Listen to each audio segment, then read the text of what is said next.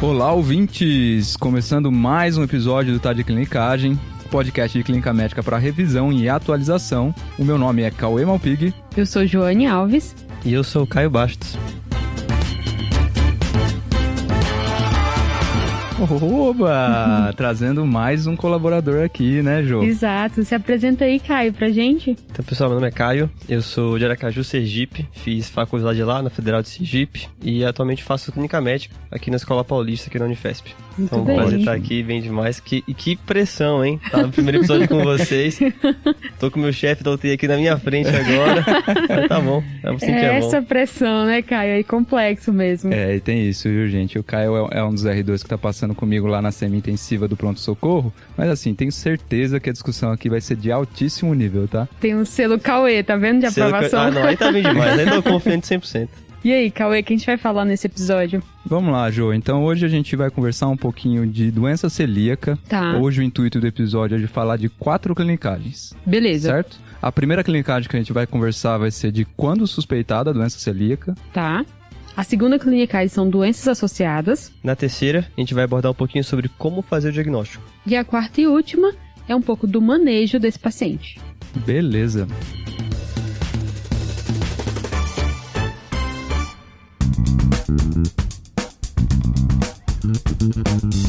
Mas então, Jô, antes de começar o episódio, eu acho que a gente tem que falar um pouquinho do curso de pronto atendimento, né? Isso, Cauê. Nós vamos lançar a segunda turma do curso de pronto atendimento. O lançamento é dia 11 de maio, então não percam, anotem essa data. E nós temos 3 módulos novos, né? Certo. Que é infecção sexualmente transmissível, dor torácica muito pedida e perna vermelha. Então corre, pessoal, não perde essa data. Mais 3 módulos essenciais para pronto atendimento aí, né, Jô? Isso. Então, pessoal, não deixem de entrar no site cursotdc.com.br e fazer a sua inscrição. Fechou.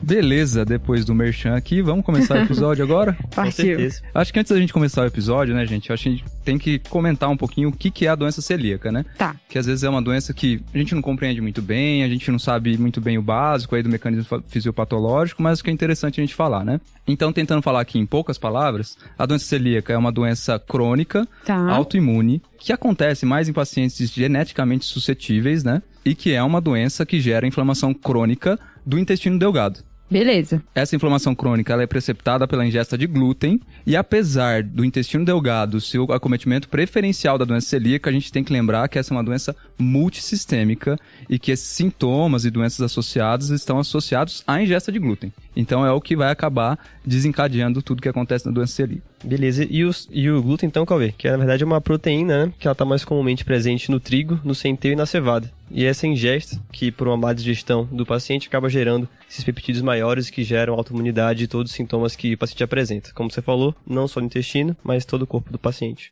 Exato. Nossa, a gente fala também do que é a doença, a prevalência foi uma coisa que chamou muito a minha atenção. Trabalhos mostram que tem dados de até 1% de prevalência ocidental da doença celíaca. Então é muito mais do que eu imaginava que seria. E outros trabalhos também sugerem que a cada pessoa que você diagnostica com doença celíaca, tem outras 5 a 8 pessoas celíacas não diagnosticadas. Então por isso que é importante ter o baixo de suspeição e realmente testar e investigar. Se a gente não procura, não vai achar nunca. É, isso é verdade, né, cara? Tem dados aí que mostram que pode chegar até 1% a prevalência na população ocidental, né? Se for ver assim, na minha vida, acho que eu conheci mais de 100 pessoas e eu só conheci uma paciente com doença celíaca. Nossa, tá melhor que eu não conheço ninguém. Então, realmente a gente vê que tem alguma coisa errada aí, né? Com certeza. Beleza.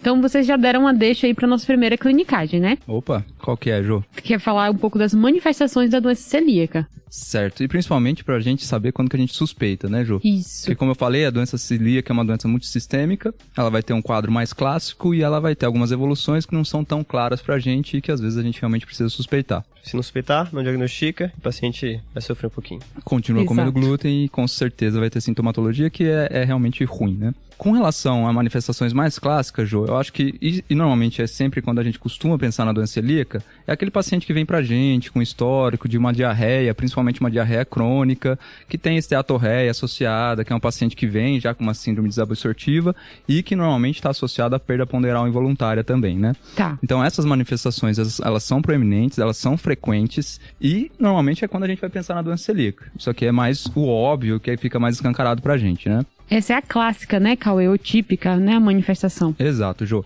Essa manifestação típica, ela costuma acontecer muito mais em crianças. Eu acho que vale até a gente lembrar que doença celíaca é uma doença que a prevalência é maior em crianças, em adultos jovens, e ela vai ficando cada vez mais rara em pacientes mais velhos, principalmente pacientes idosos, né? Ou seja, a gente está falando aqui é um paciente que ou é para estar diagnosticando na adulto jovem, ou se é idoso, a gente já perdeu muito desse tempo, né? Exatamente. E conforme a idade passa, outras manifestações de doenças vão aparecendo, e às vezes manifestações de doenças que realmente não são tão proeminentes assim. Tá. Acho que vale a gente falar, principalmente pensando aqui no quesito do adulto, sobre 2 manifestações de doença que às vezes a gente deixa passar, tá? Tá. Uma delas é um paciente que se apresenta pra gente com uma anemia ferropriva de etiologia não esclarecida. Então, normalmente é um paciente que já investigou inicialmente uma anemia ferropriva e não achou nenhuma etiologia para essa anemia ferropriva, mesmo ele não tendo sintomas gastrointestinais. Beleza. Certo? Boa. E acho que nesse caso, vale a pena só ficar atento, porque quem é o paciente comum que chega no nosso ambulatório com anemia ferropriva? Geralmente é uma mulher jovem, que a gente atribui que é pela menstruação, que pede fé, vai sangrar e para de investigar. E só para raciocinar um pouquinho junto com o que você falou primeiro, então paciente jovem com dor abdominal já pode pensar que é um intestino irritável e a anemia ferropriva é pela menstruação e fica por aí mesmo. Então acho que vale a pena manter uma suspeição assim, bem baixa mesmo, tem um limiar bem baixo, porque é uma doença que a gente diagnostica muito pouco. Muito bem, cara. E isso vale a pena quando a gente tá falando, então, em termos do sexo feminino, da gente tirar adequadamente o histórico menstrual, né? Não é porque a mulher menstrua que ela vai ter uma anemia ferropriva, e normalmente a anemia ferropriva associada à menstruação vem com alteração, né? Tanto do volume quanto do número de dias. Então, se você não tá suspeitando da anemia ferropriva pelo volume da menstruação ou pelo aumento do número de dias, é bom a gente ficar de olho na etiologia dessa anemia. Boa. Exato. Beleza? Tem até uma maior incidência, né, Caio, na mulher. É 2:1 a relação no adulto, né, de manifestação da doença celíaca. Então Exato. É outro dado legal pra gente trazer. E vale a pena. Então não vale a pena ficar só nessa de que deve ser isso e pronto. Não, mas você tem que suspeitar com certeza. Muito bom. E aí, principalmente no homem, né, que normalmente no homem a gente não vê tanta anemia ferropriva, né? Então, no homem que tem uma anemia ferropriva, principalmente o homem que foi investigado para perda gastrointestinal, né, que normalmente a gente vê a maior parte desses sangramentos, às vezes ocultos, né, que a gente não enxerga, que a gente não vê o que está acontecendo, esses pacientes, eles podem ter, sim, doença celíaca associada com essa anemia ferropriva de etiologia não esclarecida, né? Então, vale a pena investigar. Boa. E pro homem também, já chegou o homem mais velho agora, que tem uma doença celíaca que começou mais tarde, anemia ferropriva com sintomas gastrointestinais, vai pensar em neoplasia coloretal e talvez nunca pense em doença celíaca. Então, vale a pena sempre incluir um diagnóstico diferencial e pensar desde cedo.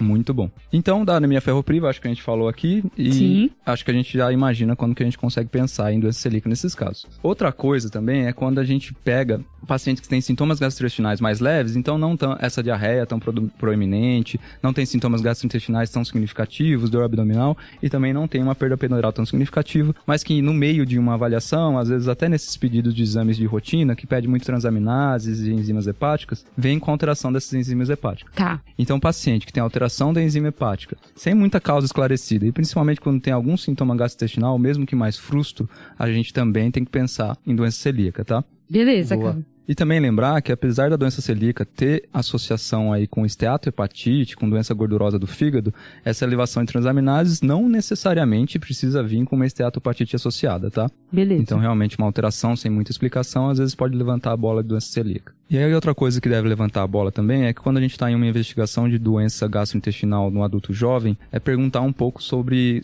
como que foi o desenvolvimento na infância. Como a gente falou, a doença celíaca é uma doença que se manifesta principalmente na infância, e uma das manifestações da infância é o déficit de crescimento. Tá. Certo? Então vale a pena a gente tirar esse histórico pro paciente que a gente suspeita também. Boa, então se a gente for resumir um pouco assim, esses sintomas para você suspeitar, vamos ter sintomas que são focados no trato gastrointestinal, os sintomas de diarreia, desabsorção, qualquer dor abdominal, empachamento, alguma coisa que te lembre uma síndrome desobstrutiva ou uma síndrome do intestino irritável. Exato. Então já é o primeiro ponto. E de sintomas atípicos, a gente vai pensar uma anemia ferropriva sem causa conhecida, um aumento também sem causa de transaminases hepáticas e um déficit de crescimento na infância. Certo, Isso. Caio. E a gente fecha a primeira clinicagem aqui, né? Beleza. Boa. Vamos pra segunda? Vamos. nessa.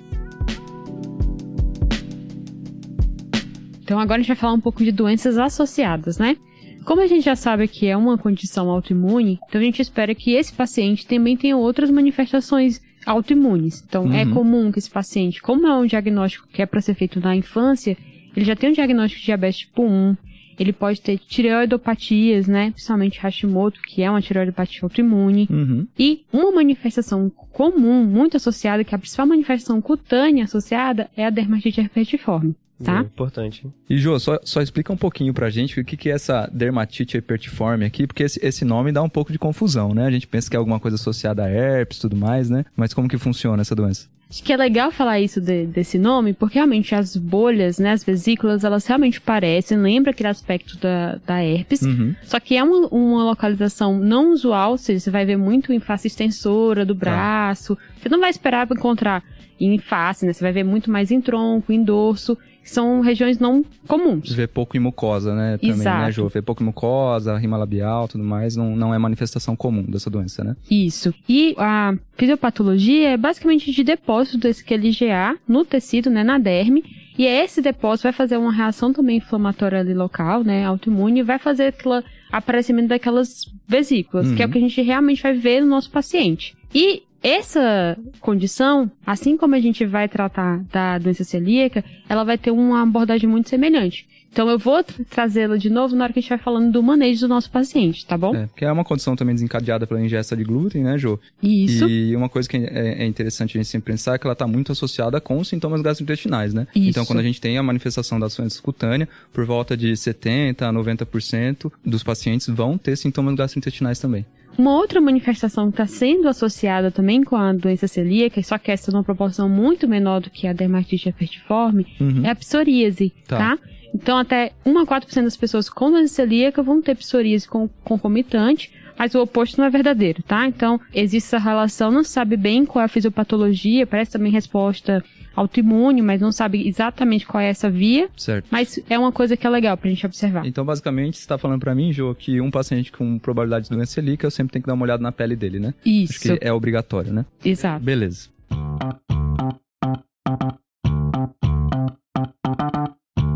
Essas condições que a gente falou inicialmente são condições que são autoimunes, como a gente já sabe, que podem se apresentar concomitantes. Mas existem condições que vão se manifestar por consequência da doença celíaca. A gente já sabe que tem muita desabsorção, né?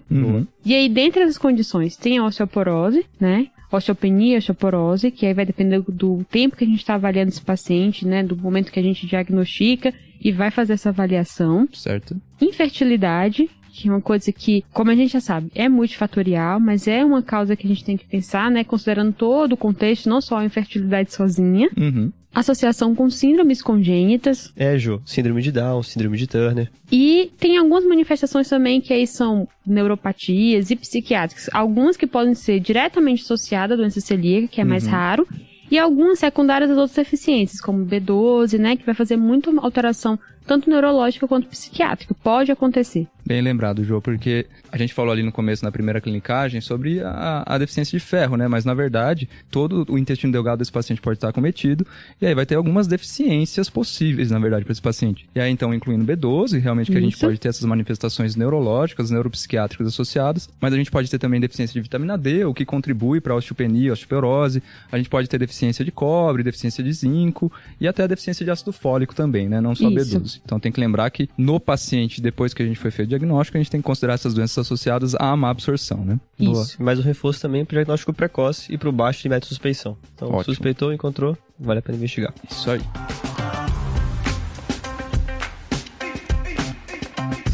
Certo. Fechando então a segunda clinicagem, vamos agora para a terceira clinicagem, que é como diagnosticar a doença celíaca. E aí eu acho que antes da gente entrar nessa elucubração, né, Caio, essa dificuldade de falar como que é o algoritmo investigativo da doença celíaca, vale a pena a gente comentar um pouquinho sobre as sorologias, né, os anticorpos que a gente pede. Boa, então vamos passar do começo, né? Acho que pra gente poder pensar em diagnóstico, a gente vai pensar primeiro como é que a gente pode diagnosticar, o que é que a gente tem de arsenal disponível para isso. Certo. Então, para um paciente que tem uma suspeita de doença celíaca, a gente tem 3 coisas pra gente pensar sempre e guardar na manga. Tá. A primeira seria os sintomas clínicos que a gente já viu no primeiro item. Então, o paciente tem diarreia, dor abdominal, então os sintomas fazem parte da primeira suspeita. Tá. No segundo passo, a gente tem os anticorpos. Como a gente falou, é uma doença autoimune, e como toda doença autoimune, a gente tem algum marcador para poder pescar, para poder fisgar, para ter atenção. Beleza. E a terceira coisa, então, seria o achado histopatológico com a biópsia por endoscopia. Beleza? Então, Certo. a primeira já falamos, sintomas, já aprendemos bem isso daí. Na segunda, tem a sorologia.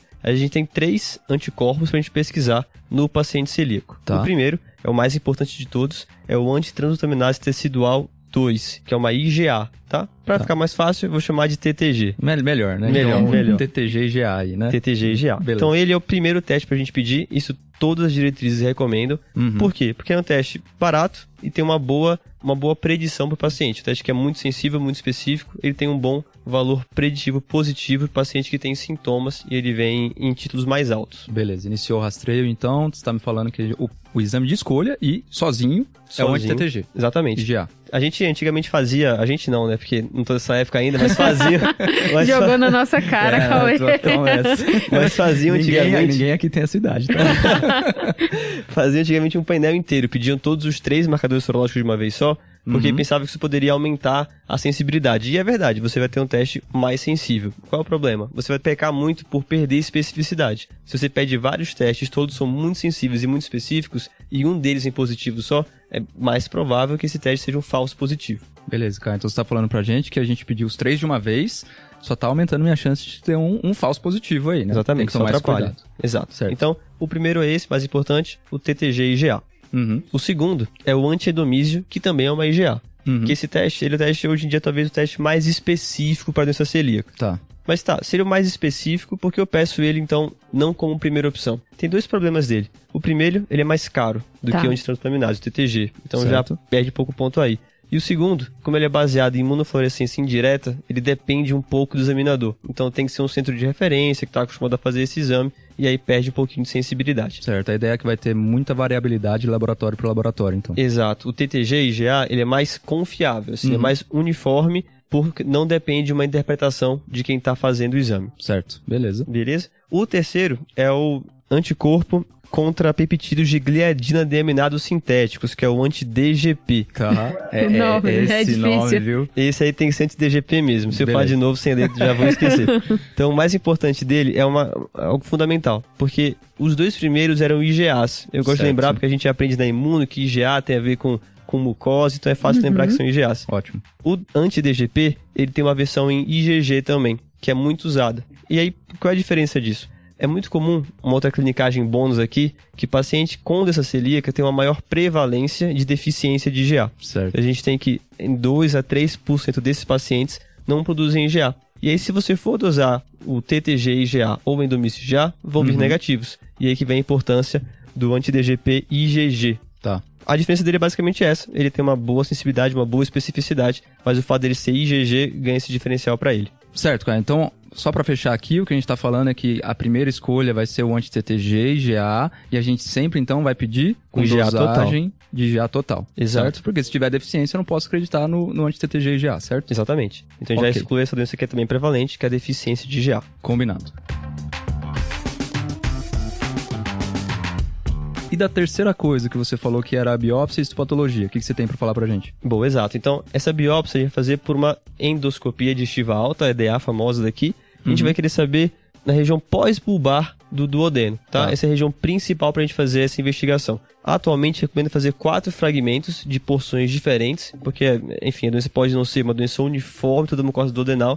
E mais novo ainda, as diretrizes sugerem que a gente faça pelo menos 2 biópsias da região bulbar do duodeno. Então, no total, seriam 6 fragmentos para o patologista ter um substrato maior para poder encontrar alterações que surgiram nessa celíaca pra gente. Ótimo. E essa alteração, quando vier no laudo do patologista, é comum que eles venham classificados com uma classificação chamada MARSH, M-A-R-S-H, classificada de 0 a 3. Tá. 0 e 1 são pouco sugestivos, 2 e 3 são bem característicos. Tá bom. E aí, pra ver melhor sobre até uma imagenzinha bonitinha, vai lá no show notes do episódio que tá show de bola. Se quiser, dá uma paradinha agora, abre no seu celular e acompanha junto, tá? Vale a pena. Perto demais, arrasou. Viu, mas realmente, abram um show notes lá no nosso site, tá? Tadglinkagem.com, vai estar lá na página do episódio, tá? Beleza. Então, se a gente for resumir agora esse ponto inicial, a gente tem sintomas que já vimos bem, sorologias com o primeiro e mais importante, o anti-TTG e IgA, junto com o IgA total, e para guardar na manga o anti-endomísio e o anti-DGP, e a biópsia para a gente poder deixar bem redondinho esse paciente e confirmar o diagnóstico da gente. Beleza. E aí, só um adendo com relação a esses 2 exames que você falou, né, Caio? Tem uma relação, então, com a dieta e com a ingesta de glúten, certo? Tanto a sorologia quanto o histopatológico. Exato. Como são exames que são bastante específicos para pacientes com doença celíaca, a gente espera que, quando tem uma ingesta de glúten, esses exames fiquem positivos e com títulos mais altos. Certo. Assim como a biópsia. Eu espero que o paciente que está numa dieta ativa com glúten tenha mais sintomas e tenha mais lesão tecidual. Então, quanto mais glúten, é esperado, claro, um MASH cada vez mais alto. Beleza, então eu vou dar alguns exemplos e a gente comenta aqui então pro ouvinte seguir com a gente, de pacientes que estão em ingesta de glúten e estão sintomáticos. Beleza? Primeira coisa que a gente pede, então, como você falou pra gente, é o anti-TTG IgA junto com o IgA total. E aí eu já te dou que pro nosso primeiro paciente essa sorologia veio positiva. Caio, qual que é o próximo passo? Então, nesse caso, a gente vai pra biópsia, tá? Faz endoscopia, biopsia do duodeno, a gente vai ver pelo MASH qual é a classificação do paciente. Tá. Se vier um MASH 2 ou 3, então é sugestivo dessa celíaca, combinado sorologia com biópsia. Confirmou o diagnóstico, Confirmou né? dessa celíaca, Beleza. confirmado. Começa a ter mais problema se vier um MASH 0 e 1. Porque aí pensa, tá, uma sorologia positiva com um MASH inocente, tem algo diferente aí. O que é que vale a pena fazer? Como é um diagnóstico histopatológico difícil de dar, acho que vale a pena revisar essa lâmina. Certo. Ver se consegue caminhar para um centro de referência, alguém que tem costume de ver nessa celíaca, para poder ver se não deixou nada passar. Às vezes, alterações muito discretas, então vale a pena conferir de novo. Tá, então essa discordância leva a gente a crer que pode ser um erro histopatológico, a gente vai mandar para um centro de referência. Exato. Certo. Se a gente mandou, ou então a primeira biópsia foi feita no centro de referência, a gente confia no resultado, confirmou a discordância. Sorologia positiva, biópsia negativa. E aí vem mais uma clinicagenzinha, que é abraço de novo na imuno, falar de HLA, mas é coisa rápida. Tá. Tem 2 HLAs, o DQ2 e o DQ8, que eles têm associação com doença celíaca. É virtualmente impossível um paciente com doença celíaca não ter positividade para um desses 2 HLAs. Tá. Então, qual é a ideia?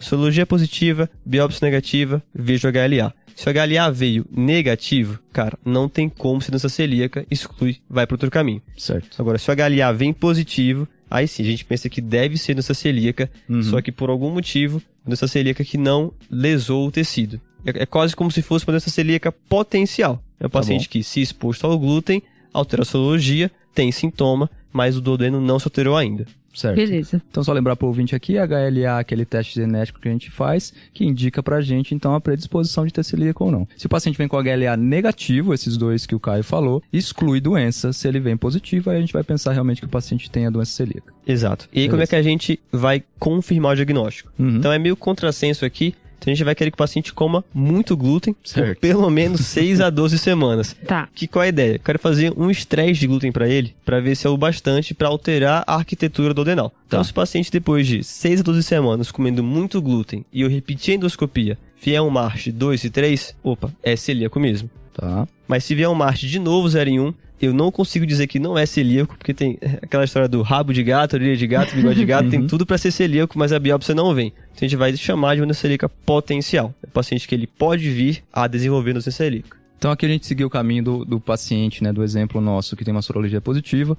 Vamos agora para um segundo exemplo, que é o paciente que é sintomático e vem com uma sorologia negativo, então um anti-TTG negativo. Caio, o que a gente tem que pensar, como que é o próximo passo? Beleza, reforçando nesse ponto a importância de usar o IgA total também. Ótimo. Porque se vier o IgA total normal, então realmente é uma sorologia negativa com IgA normal. Beleza. Mas se vier também um IgA baixo, o paciente tem uma deficiência de IgA, vale a pena voltar e pedir o anti-DGP IgG. Beleza, anti-DGP IgG positivo no paciente com deficiência de IgA, eu sigo o fluxo normal de paciente com sorologia positiva. O anterior, né? O anterior, que a gente acabou de falar.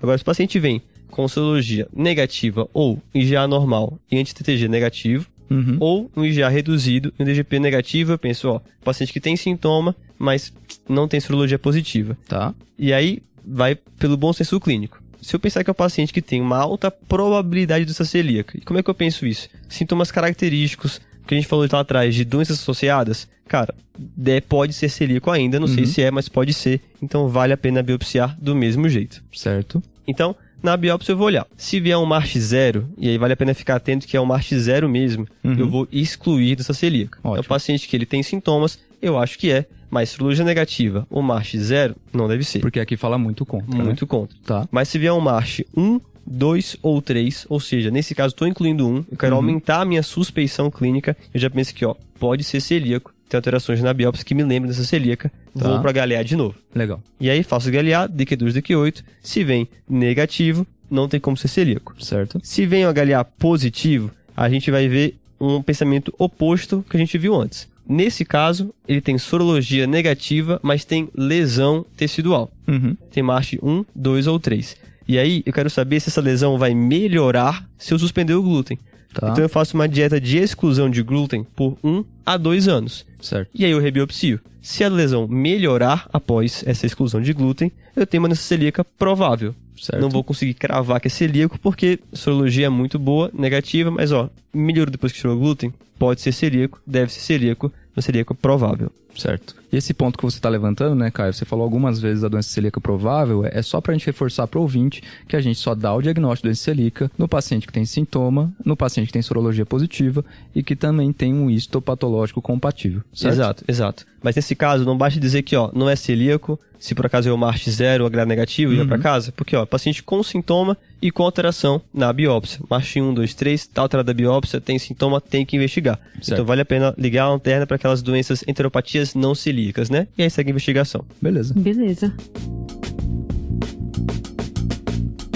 Tá, Caio, então a gente falou do paciente que estava consumindo glúten e agora a gente vai para um paciente que por algum motivo parou de consumir glúten, suspendeu por conta própria. Beleza, muito comum, né? A gente vê que tem alterações, na internet ficou famoso o glúten como vilão, dor de barriga, essas coisas, então é comum parar de comer e chegarem pra gente. Exato. E aí o primeiro passo vai ser o mesmo, a gente vai pedir sorologia pra ele, o TTG e IgA. E aí, qual é o problema? Ele pode vir negativo. Se ele vier positivo, segue o fluxograma normal, sorologia, biópsia, vai investigar. Se ele vier negativo, muda um pouquinho. E por que ele vier negativo? A gente falou já antes que tinha uma associação mesmo, né, do glúten com a sorologia. Sim. E quando o paciente para de comer glúten por 6 a 12 meses, 80% deles ficam negativos à sorologia. Então vale a pena ficar atento, porque ele pode ser ainda um paciente que, se tomar glúten, se comer glúten, fica positivo. E o que a gente faz?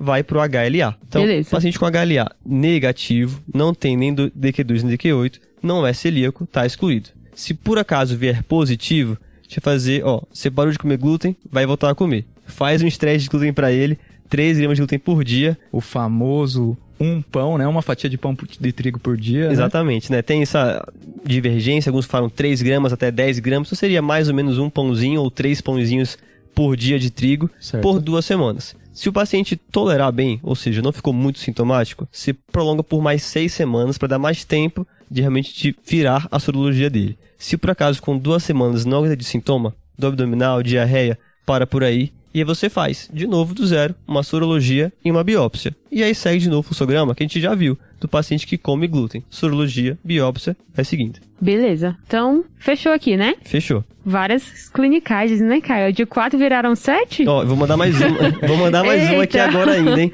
Quando é que a gente faz diagnóstico dessa celíaca sem biópsia? Porque até agora eu falei que era só com biópsia, né? Sim. É sintoma, sorologia e biópsia. Mas vem 2 mini bônus aqui. A primeira, que é mais comum na pediatria, já bem aceito lá, meio polêmico em adulto, mas que pode ser usado em situações de restrição de recurso, que é o paciente que ele faz o transaminase numa amostra de sangue e vem superior a 10 vezes o limite da normalidade. Tá. O que é que você pensa aí? Cara, tem muito alto, né? Tem muito TTG. Deve ter algo aí.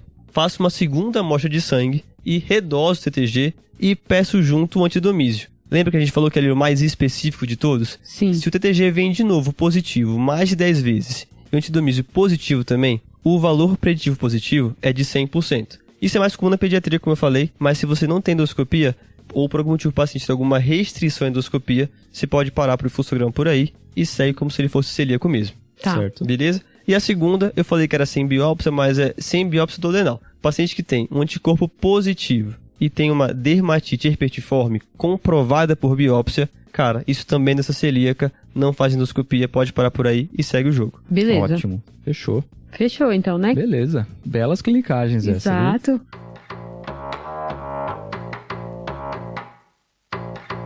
Fechando então aqui como a gente diagnostica o paciente, eu acho que agora a gente tem que falar da 4ª clinicagem, que é como que a gente maneja o paciente com a doença celíaca, né, Jô? Isso. O que você traz aí pra gente? Então, a gente já sabe, né? Vocês já ouviram que durante todo o episódio que eu passo número 1, essa dieta com restrição a glúten, que aí vai ser trigo, centeio e cevada, mas tem uma treta que é a treta da aveia, tá? Que é a treta da aveia. Nos guidelines mais recentes, eles divergem sobre a necessidade de você também restringir o acesso à aveia, ou você consumir e, na verdade, ir adequando aos poucos na dieta do paciente. Tá. A gente sabe que é uma dieta que precisa de uma orientação especializada. Então, como é muito, né, adaptada, tem várias restrições, a maioria dos guidelines falam a favor de manter a aveia, a depender de como é a estomatologia do paciente, como é que ele está aceitando, né, esse ingrediente na dieta.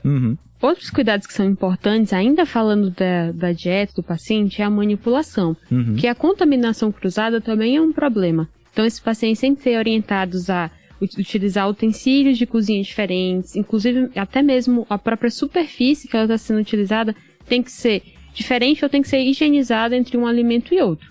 Nossa, difícil, hein? Exato. E aí ele fala também que a higiene pode ser a higiene normal, com água e sabão, mas é difícil porque, enfim, numa casa, a maioria das pessoas vão ter que se adaptar à dieta daquela pessoa, né? Exato. Um dado legal é que teve uma revisão sistemática que viu 35 estudos que ele conseguiu avaliar é que essa quantidade de glúten que as pessoas conseguem ingerir, mesmo que seja por essa contaminação, ela é variável, mas que menos que 10 miligramas por dia é tolerável para a maioria das pessoas. Certo. Então tá? A ideia é que talvez nessa contaminação cruzada aí não tenha tanto risco para o paciente, mas mesmo assim tem que tomar cuidado, então, né, Ju? Isso, porque é muito individual.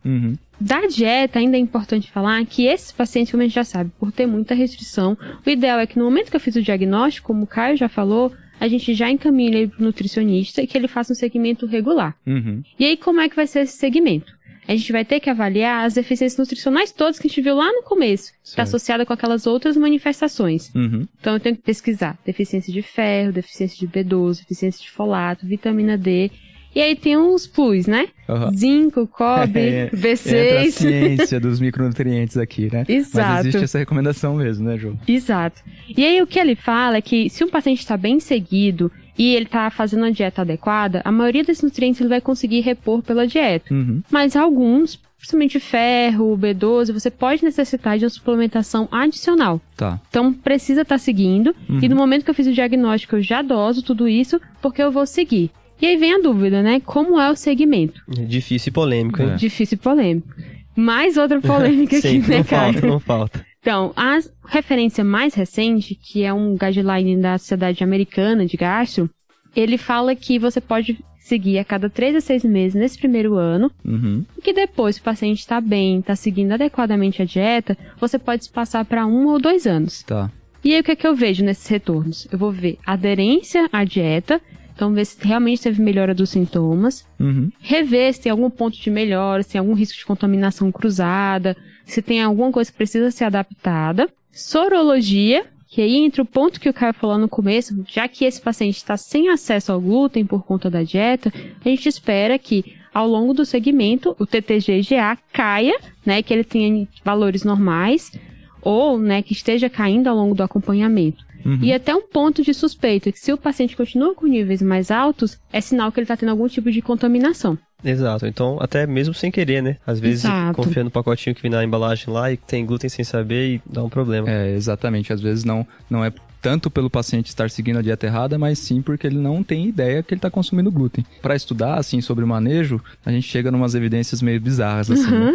Mas nos Estados Unidos tem um estudo que avaliou a quantidade de glúten nos restaurantes dos Estados Unidos em pratos sem glúten, e eles viram que até 20% dos pratos que estavam intitulados como sem glúten, continham glúten. Então é importante, nós como médicos ou todos os profissionais da saúde, orientar o paciente com doença celíaca, que quando ele chega num restaurante, tem que avisar que ele tem doença celíaca, além de ver realmente os pratos que não contêm glúten, porque pode existir essa contaminação cruzada também. Nossa, exato. Também fica difícil, para aquele cara que tem muito sintoma, é até mais fácil, que ele percebe pelo sintoma dele. Mas o que não tem, que só uma anemia sem causa, uma deficiência de B12, de cálcio, de vitamina D, cara, fica muito mais difícil, né? Porque só vai marcar mesmo com sorologia positiva ou a deficiência permanecendo mesmo com a dieta, teoricamente, sem glúten. Isso aí, apesar dele não ter sintoma, ele tem consequência a longo prazo, né? Exato. E a outra polêmica aqui é que a gente sabe que o TTG/GA vai cair, né, ao longo por não estar mais em contato com o glúten, tirando todas essas exceções, nessas condições que a gente já falou,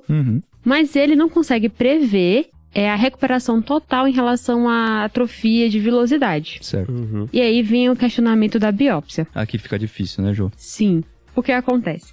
Tem esse último trabalho, que é de 2022, do jornal aí mundial de gastroenterologia, que ele vai falar que uma parte das evidências é a favor de você biopsiar esse paciente após 2 anos da dieta sem glúten, para você ver realmente cura da doença, versus uma parte das diretrizes que falam que você só deve biopsiar nesse segmento se o paciente ainda tem sintomas ou ainda tem alguma alteração de sorologia, persiste alta após 12 meses de instituída a dieta sem glúten. Tá. Então, não há um consenso. O que ele chega no final, assim, traz uma última conclusão, e que parece ser bem razoável, é que os pacientes que começam o diagnóstico com mais de 40 anos, ou que têm sintomas muito graves, uma apresentação clínica bem clássica, talvez esse deve ser o que tem maior benefício de fazer a biópsia no segmento. Porque a gente vai entrar numa outra condição, são diagnósticos diferenciais para essa apresentação. Certo. Que aí a mais grave vai ser o linfoma ali de TGI, né? Que é uma condição grave que pode levar a complicação como ulceração e perfuração. Eles levam em consideração, então, para fazer essa biópsia de rotina ou não fazer essa biópsia de rotina, né, Ju? Isso. Acho que o mais importante da gente começar a considerar esses diagnósticos diferenciais seja realmente o paciente que não está tendo melhora sintomática, não está tendo melhora da sorologia, e aí realmente a gente vai precisar ver a histopatologia dele para ver se está tendo melhora ou não também, né? E aí, levantar se ele está adequando a dieta, se tem esse risco de contaminação cruzada, porque se ele está fazendo tudo certinho e ele fala pra gente que não tem o risco de contaminação cruzada, cada vez mais vai aumentando a possibilidade de a gente ter um diagnóstico diferencial, né? E nesse caso, né, que o paciente que ele não está realmente consumindo glúten, nem de forma acidental, nem proposital, e não melhora, a gente tem aquela classificação de mudança celíaca refratária, que vale a pena ter atenção e por isso tem que rebiopsiar. Exato. Dos últimos cuidados que a gente tem que pensar nesse paciente é densitometria mineral óssea, que a gente já sabe que tem a deficiência de vitamina D, tem a deficiência de absorção de cálcio. Certo. E, novamente, os guidelines não entram em um consenso, tá? Então, tem uns que falam que você tem que fazer no momento do diagnóstico e repetir a cada 5 anos se essa primeira densitometria é normal, e a cada 2, 3 anos se ela estiver alterada. Tá. E tem outros que só vão orientar a fazer densitometria se o paciente já tem um alto risco, ou já um mais idoso, mais de 55 anos, ou mulher em menopausa ou perimenopausa. Ou seja, muda pouco a diretriz normal de investigação de osteoporose, né? Exato. E, por fim, tem a orientação da vacinação, que mais uma polêmica, pessoal. O que eles entraram em consenso é que, realmente, esses pacientes têm uma asplenia aí funcional, não se entende exatamente como é essa fisiopatologia, mas eles entram em consenso que esse paciente precisa ter vacinação para germe encapsulado. Então, eles orientam a vacinação com a pneumocócica. Tá. Já os outros germes, alguns vão orientar e outros não.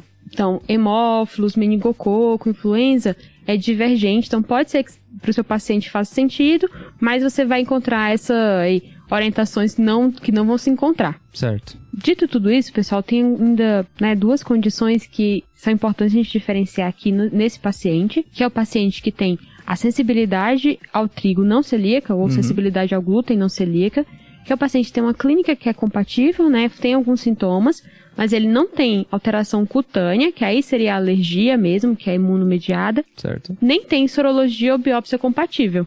Ou seja, ele não fecha a clínica que a gente já falou anteriormente. Exato. Tá? E o que é mais legal assim, nesse paciente é que ele pode ter todas essas manifestações, é difícil, estou vendo que é complexo, mas é um paciente que, em suma, ele precisa ser muito bem acompanhado, né? Então a gente vai ter que recorrentemente estar encontrando com ele, até o momento que a gente chegar num bom manejo, que ele estiver bem adaptado à dieta, que acho que é o mais difícil, porque a gente está falando muitas vezes aqui de adultos que já têm uma rotina, já tem uma adaptação, né, do seu dia a dia, para poder se reorganizar em todo esse contexto. Até porque, mesmo sem complicações da doença celíaca, é um paciente que tem uma alteração da qualidade de vida dele. Isso. Então vale a pena ter atenção e acompanhamento também. E aí vem, acho que o ponto final aqui, que a gente já falou, mas só para deixar mais claro para quem está ouvindo a gente, que é esse acompanhamento multidisciplinar. Então, ele precisa de um acompanhamento médico adequado, acompanhamento com equipe de enfermagem para orientações adicionais, com nutricionista e precisa de suporte psicológico. A gente já sabe que, como a gente já falou, né, vai mudar e tem uma associação desses pacientes com alterações de humor, como ansiedade, depressão. Então, esses pacientes precisam estar com um acompanhamento adequado. Certo, Jô, fechou o manejo aqui então, né? Eu acho que de tudo que a gente falou e agora você finalizando com essa abordagem multidisciplinar, dá pra gente entender o quão complexo que é o paciente que tem doença celíaca e o quanto que ele precisa da nossa atenção após o diagnóstico, né? Então aqui a gente fecha o episódio, eu acho, né? Só fazendo um apanhado. Então hoje a gente teve 4 clinicagens, né? A gente falou um pouquinho aqui da primeira clinicagem, que foi mais de quando a gente suspeita, então, do diagnóstico de doença celíaca. A segunda clinicagem, já partindo aí para doenças associadas, então da dermatite herpetiforme, falamos também da associação com linfoma. Falando um pouquinho do diagnóstico, a gente deu 2 algoritmos aqui, né? Então, um algoritmo de manejo para o paciente que está fazendo ingesta de glúten e um algoritmo para o paciente que não está fazendo ingesta de glúten. Os 2 algoritmos vão estar no nosso show notes. E aqui fechando um pouquinho com o manejo, né? De toda a abordagem, desde a dieta para a abordagem multidisciplinar. Acho que é isso, né? Fechou. Tá ótimo. Beleza.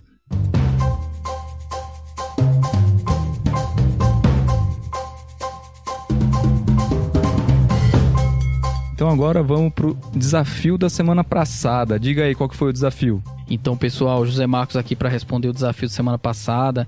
Para quem não está lembrado, aquela paciente por volta dos 52, 53 anos, que tinha um quadro de uma demência rapidamente progressiva e chamava a atenção que ela tinha uma sarcoidose prévia, diagnosticada recentemente, né, uma sarcoidose pulmonar, elevações de enzimas hepáticas e canaliculares. Então, pessoal, a primeira hipótese dessa paciente foi de uma demência de Creutzfeldt-Jakob, né? Porque é uma demência rapidamente progressiva com associação com restrições a difusões na ressonância na região cortical. Porém, a alteração no FLE chamou a atenção.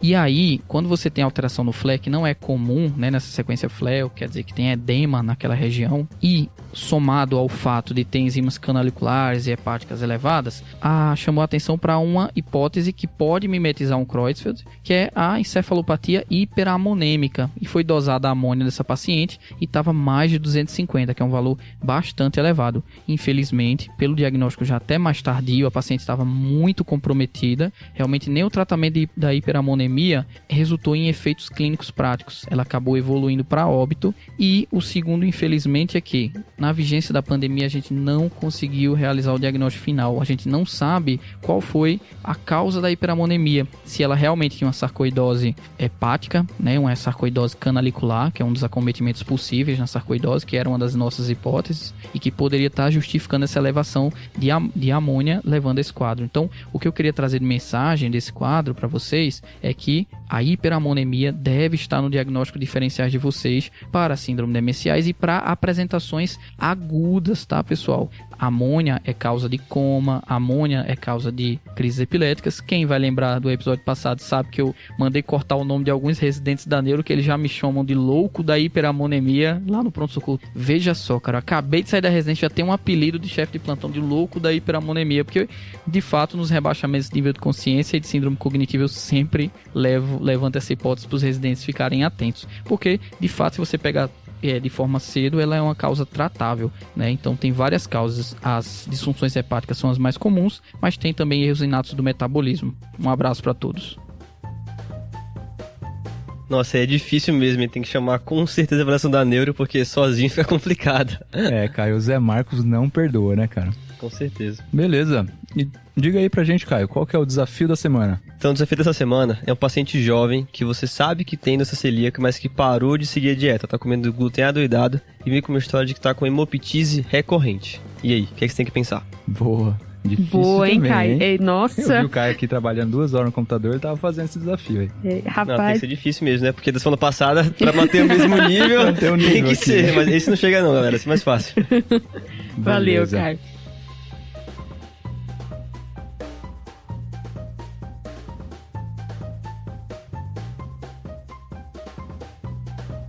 Beleza, então agora a gente vai pros salves. Boa, então vou aproveitar aqui e mandar aquele grupão de salves que sempre o pessoal cobra. Então primeiro vai pra minha Faculdade Federal de Sergipe, em especial pro meu grupo de internato. E Maia, minha namorada, fazer parte do grupo. Então um beijão, amor, pra vocês. O correio elegante do TDC funcionando aqui do novo. Exatamente. Sempre, né? Sempre funciona. Faz parte. E o segundo é pro pessoal da residência, tá? Aqui da Escola de Medicina, da Clínica Médica. E também em especial pro meu grupo C, Carol, Ju, Fábio e Lucas. Então, abração, pessoal. Valeu. Beleza, salve, pessoal. Um abração pra todos aí. E o meu salve essa semana vai pros R1s que estão rodando comigo e com o Caio lá na SEMI. Boa. Pessoal fã do TDC, viu? É a Aline, a Bia, a Lara, o Luca, o Luiz e o Peterson. Se eu puder pegar meio de salve pra mim também, porque vocês cobraram de mim, então vale a pena. Já aproveita já, Caio. Um abração, viu, pessoal? Vocês são muito bons. Valeu, pessoal.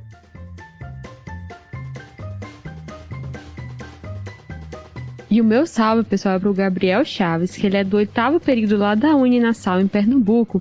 E o salve dele é muito, assim, peculiar, porque ele pediu especificamente pra gente mandar um abraço pro Olavo Valadares, que é amigo dele. E ele disse que, através do TDC, ele conseguiu catequizar o Olavo e tirar o Olavo da cirurgia pra clínica, tá? Bem demais, hein? Boa, Olavo. É isso, um salve, Olavo, e um salve, Gabriel. Valeu, Salve, Gabriel. Pessoal, valeu. E com isso finalizamos o episódio da semana, né, gente? É isso. Não esqueçam de seguir a gente nas redes sociais, @tadclinicagem, lá no Twitter e no Instagram. Não esqueçam também de seguir a gente no YouTube, canal Tadclinicagem. E não esqueçam que agora o nosso site está completíssimo com todo o conteúdo dos show notes, minutagem, referências que a gente está preenchendo aos poucos lá. Então visitem nosso site para conhecer mais. Tá bom demais, hein? Só fazendo merchan também que tô aqui. Lembre nosso curso de pronto atendimento que vai lançar. Opa, Vai ser bem. bom, tá alto nível, viu? Tive uns spoilerzinhos aqui e tá bom demais. Fechou. Muito bom, muito bom. E obrigado pela presença, Caio. Com certeza terão muito mais episódios. Nossa, aí, né? que honra e que pressão também. Valeu demais, galera. Foi bom demais. Obrigadão. Show de bola. Arrasou, Beleza. Caio. Valeu. Valeu. Então, Falou? valeu, falou.